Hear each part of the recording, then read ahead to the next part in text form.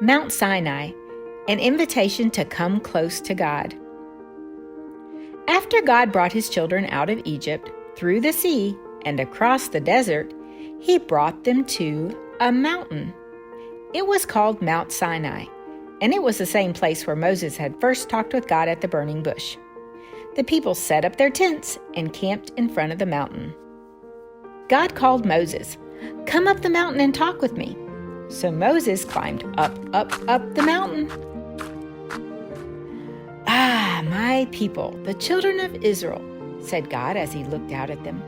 "Please tell them, you all saw with your own eyes what I did to Egypt with my 10 incredibly credible whammies, and how I lifted you up and carried you out of there.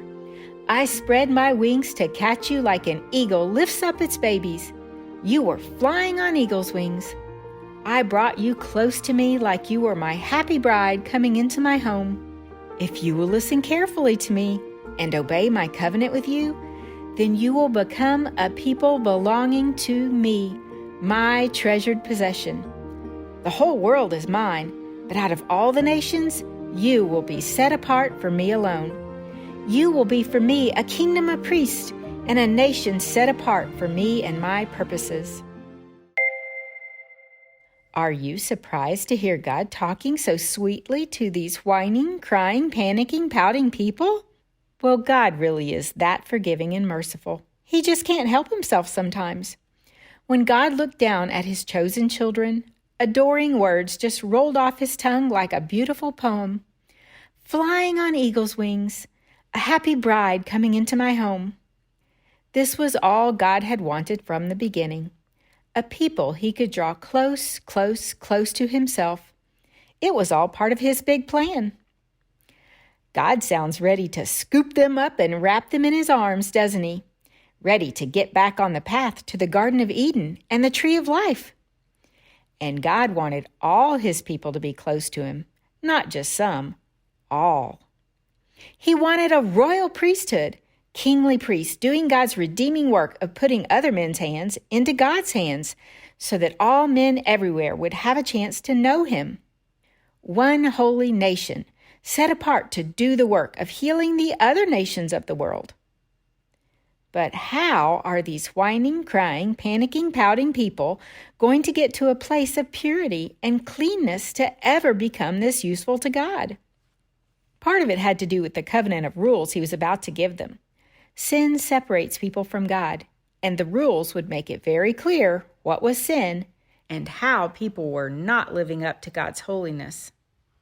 You'll see later that this covenant of rules was only one more step in God's plan for really delivering people from a hard, stony heart to a soft, moldable heart. It was like a stepping stone to the real answer that's coming later.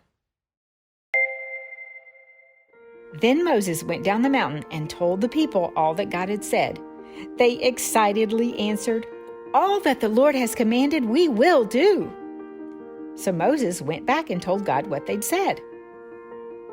"Oh, Moses, I'm going to come and talk to you in a way that all the people can hear me. That way they'll always believe you too. I don't ever want them to doubt or think bad things about you again either. So go, Moses, get the people washed up and all clean and ready. I'll come down on the third day. But put a boundary around the mountain at first, because it's holy ground. No one can even touch it until I say.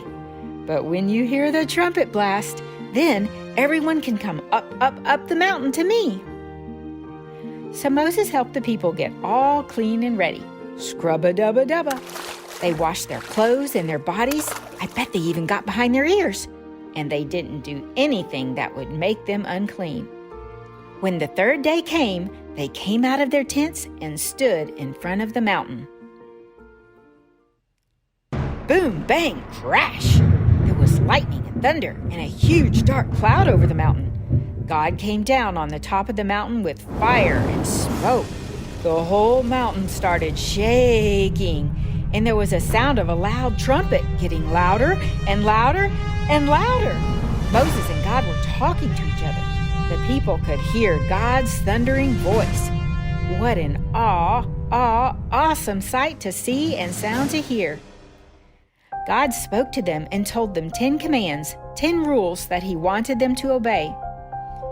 When the people saw the lightning and heard the thunder and the trumpet sound and saw the mountains shaking and smoking, they were terrified.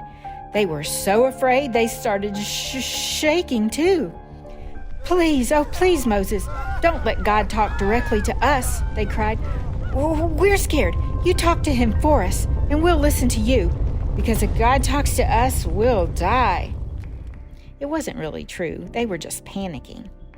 Moses tried to explain. No, don't be afraid. God is helping you. You need to have this dreadful awe and respect of him so that you will not sin. Do your dads and moms ever need to talk to you in a firm, serious, strong voice? Of course. Why do parents talk strongly to you sometimes? Because they love you and want you to understand that some things are serious, especially sin. But once you understand something is serious, and you are respectful, sweet, and do your best to obey, then you get scooped up for some lovin', don't you? Yeah. So even though God was using his firm voice now, he was really just about to scoop them up for some lovin'. This is what Moses was trying to explain. But the people wouldn't listen. The trumpet sounded, and God said they could come up the mountain. But the people kept their distance. They didn't want to get close. Oh no, being close, and holy, set apart for him, was part of God's big plan. God had just finished telling them that they could be his royal priesthood. He had just gotten a covenant ready that would show them the way to get their hearts ready so that they could be his holy nation. But they had missed their chance. So now God was going to have to change that part of his plan for them. He would once again have to take the slower way to get his bride, his kingdom of priests. These children of his would be missing out on the really good stuff. For now. So the people stayed far, far, far away from the mountain. But Moses went up the mountain to be close to God. He listened to all God said about the covenant. God was still thinking ahead, though. This plan will work, he told Moses. Later, I will raise up a prophet like you from among the people, and I will put my words in his mouth, and the people will believe what he says. Later, God would give people another chance to come close to him. And next time, more would do it.